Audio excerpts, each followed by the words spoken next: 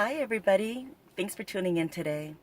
Today, I want to talk about raising our children in the sense where, we would like to have a handbook, I'm sure, all of us as parents, how to raise that perfect child. We'll just love to be that commercial on TV. I'm sure that just looks like we have it all together and we look great on the outside. We have manners. We dress properly. The whole family. We're eating well on the table, on the dinner table, having all the manners and sitting well. That would be so ideal. But I'm sure, as all of you know, in reality, it may not all go that way and smoothly. Of how it is with when we raise our children, they all have different personalities and characteristics and habits and temperaments and different things like that. Well, I want to make this video and share with you my experience of how it was for us as a family when how it was with Jordan in particular when he was around 9 years old. He was, I like to call him my strong-willed little rascal. He had a way of having all of us, Andy, Jason, and I, just want to just pull out our hair. He would get so emotional sometimes, and it's either his way or no way. He was very strong-willed, very persistent, and it was just pretty challenging at times. And if I have to admit, as a mother, if Jason was my only child, I would pat myself in the back and say, wow, I did a pretty good job of raising him. He was more of the quieter, and he was very obedient, very polite, and nice guy. And then I had Jordan, whose temperament was, again, very strong-willed. And I would like to give you some examples. When he was a toddler, he would just have temper tantrums if he did not get his certain toy at the mall. And I would just, try to teach him some things, and he would beg me for Thomas Choo-Choo Train. And instead of giving in all the time when I'm tired, this time I wanted to use the opportune time to give him a lesson and say, no, Jordan, I'm not going to give you that train, because I want to teach him you can't get everything you want. Well, he just had a meltdown and a big fit and temper tantrum inside the toy store. So in my mind, I focused like, okay, pick up this guy, this crying, 5-year-old, and I was carrying him, walking across the mall. My focus was going out to the parking lot to my car, and he's just kicking and crying and screaming as I'm walking. And in my mind, I'm thinking, I'm not going to be embarrassed. I'm never going to see these people looking at me as a mother holding this little guy who's having a tantrum. And I finally got to my car and was just relieved. So that was just the beginning of how it was for us emotionally, for Andy and Jason and I. Sometimes, Jordan was such a delight, don't get me wrong. He was full of life and energy and zeal, and he was so much fun and carefree. He was great, but he tended to have some OCD, obsessive compulsive disorder qualities. And we especially noticed it when he was around 9 years old. He had to have a nightly ritual, and it just had to be just so. The door had to be just slightly open. He needed to get his glass of water before he lay down. We needed to massage his legs and turn his foot 3 times this way and 3 times that way.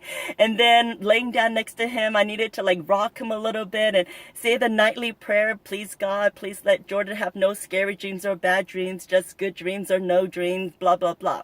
And it had to be in that order. If I missed a word, or if I did a shortcut and I said something wrong, he would have a fit and make me repeat it and start all over again. This was going on, the nightly rituals, about 2 to 3 years. And it was just driving us crazy. And it got to the point where I thought we might have to see a family therapist or something. Andy and I was just starting to pull our hair out. It was really crazy.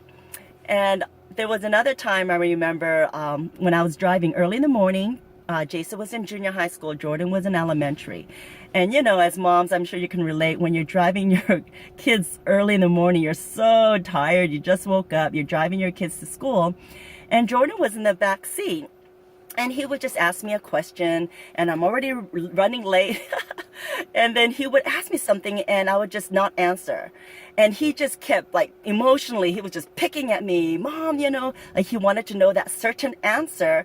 And if I didn't say it the way he wanted to hear it, he would just have a fit and just have this emotional cow. And I would just say, like I would just give a quick answer, but it's not what he wanted to hear. So here I am just driving, and it's quiet in the house, and he would just pick on me and just, just kept on pushing my buttons. So then finally, I was driving the car steering wheel, and finally, I'm not one to usually curse, let's say, but this guy had a talent of making me curse that morning. I just said, screamed at the top of my lungs in the car, "Shut the F up!" As loud as I can. I had it up to here. And then it was quiet in the car. Jordan was quiet. And then all of a sudden, Jordan in the passenger seat said, "See, Mom, now you know what I have to go through all the time." It was just, when I reflect back on those times when he was younger, oh my goodness, he was pretty challenging, my dear sweet Jordan. Well, I want to share with you some of those stories because now today is his 17th birthday, it's April 1st, and he has grown a lot, and I would say those were growing pains. And I remember, rewinding to those nightly rituals when I thought we had to go see a family therapist or something because we're at our wits' end, me and Andy. We had a really expensive blessing in disguise. We live in a cul-de-sac. There's a park right there. And one of his friends comes knocking the door, frantic, and he said Jordan fell down off the slide. Jordan jumped. He tried to land on the ground, disconnected a joint on his wrist. He's laying down. And then we had the fire truck. 4 firemen came out, the ambulance. Everybody went to the hospital. He broke his arm. And it was his right arm. And that was such a big blessing in disguise because something about that whole incident of breaking his arm, he had to learn everything on his left hand, brush his teeth, pick up a fork and eat his meal, write his homework with his left hand. But something about that clicked and triggered something in his head it helped his OCD, that all of a sudden he became more delightful and the nightly rituals was not so intense. And Andy and I was delightfully surprised. In his 5th grade picture, he had this cast on when he broke his arm. So that was like a little bit of a turnaround change. And I am so thankful for that time.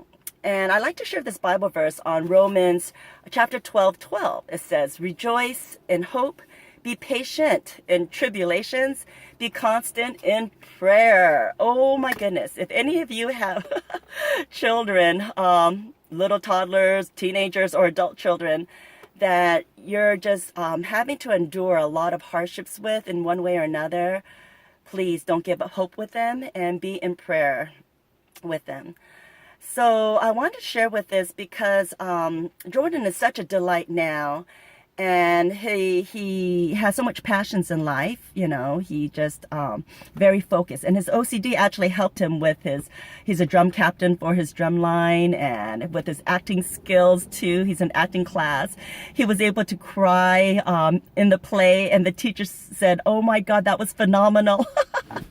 So he has these wonderful hidden talents, and I'm so glad that through prayer and through helping him, guiding him to just be nurtured and flowed and not cut off his characteristic, his talents, and try to forcing and making him a certain way, we just allow him to just evolve and to be the best person that God created him to be. So I'm very delighted with him in that sense. So Jordan, he's just full of life. He's larger than life. And he's still growing, but I am so glad that he has progressed. And the main purpose for this video is to encourage all the parents not to give up hope with your children, because a lot of things they go through, the hard times, it is part of growing up. It teaches us as parents and them to just grow and flourish in God's eyes, because they're God's children. and to not give up hope. So I asked Jordan, when he was 14 years old, he entered the contest at his school, the PTA contest, no, Reflections contest, and he won. He was 14 years old, and he made this very serious film, and it was about breaking the generational curses. He had my husband Andy play the angry father, and basically in the video it was very intense. So for a 14-year-old, it's pretty deep, and it's pretty good for him to make this video. And basically the angry father was telling his son, "You're a loser," and complaining about him. Well, sure enough, that son, he grew up to be a father, and he did the same thing to his son. "You're a loser," and complaining about him. But that son grew up and decided to break that generational curse and not grow up to become like his father as well. So Jordan, this is the mindset of Jordan. He's very deep, and for a 14-year-old, that was pretty significant, from what he observed in life and everything. So basically, I want to share with you, I asked him, I just came up with my new book, my new devotional book, Weekly Comforts 2. And I asked Jordan, would you mind if you write in the forward page in my new book? That would really mean a lot to me. And so he decided to do that. And I was so happily touched, surprised, and impressed by what he wrote, just in a spiritual sense. And I just wanted to share with you, if you don't mind, what he wrote. So this is my book right here. See my new book? It's Weekly Comforts Devotional. This picture was taken of me at Yosemite when Jason and I went to Yosemite on Mist Trail. So this is what Jordan wrote, and I will read it to you. And I would like to share this with you. Basically, that's why I was telling you a little bit of history of how he was in his younger days, and what God has done in his life. He said in the forward page, "We all go through dark, traumatic times that can be life-changing in a negative way, that can make us filled with anger towards man and even towards God. Many people may give us a false perception of what defines eternal life. Many will use us for their own selfish benefits. What then could we do to make sure we are on the righteous path? What can we do to ensure the connection between us and our Heavenly Father? Most will want a scripted crossing, an honorary predestination given for our own happiness and prosperity. Humans will naturally want a set of rules that they must follow in order to obtain noble status. We sometimes fail to realize that life can be a very confusing contract, or it can be a very spiritual journey we can all experience. My mother, Lisa Choh, encourages a new ideal filled with wondrous beliefs on the meaning of faith, hope, and love. She expresses the importance of our connection with the Spirit, planting a free, delightful mindset on living life. I would rather live a life in dangerous freedom than in peaceful slavery. That's a quote by Thomas Jefferson. She and my dad would always say this quote. Think about what might be holding you back from being passionate, enthusiastic, and full of life.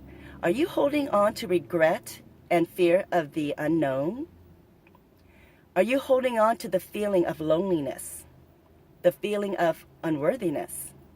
We all go through dark, traumatic times that can be life-changing in a negative way, that can make us filled with anger towards man and even God. But this book, Weekly Comforts 2, can open your eyes to the love, faith, and hope He has in store for us. Jordan Choh. Isn't that nice? So this was very special, and I'm so glad he wrote in my 5th book here. It's all God, Spirit-led. And I want to share with you 1 Corinthians 13:7. What is love? The love relationship that we have with our children is so vital and important.